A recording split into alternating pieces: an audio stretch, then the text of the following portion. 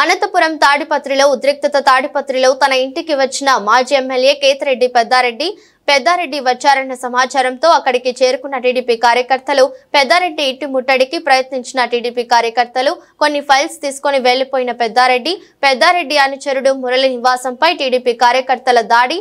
పరస్పరం దాడులు చేసుకున్న ఇరు వర్గాలు.